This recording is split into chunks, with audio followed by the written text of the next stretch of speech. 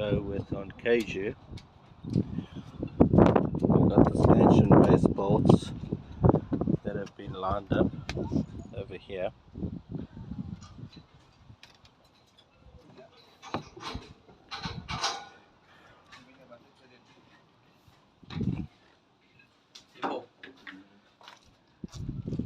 Joe's busy putting it all together now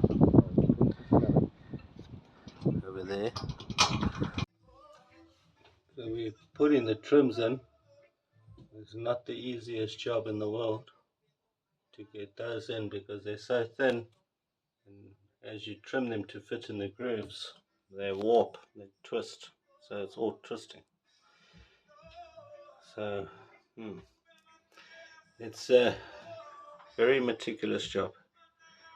We're going to see tomorrow how they look.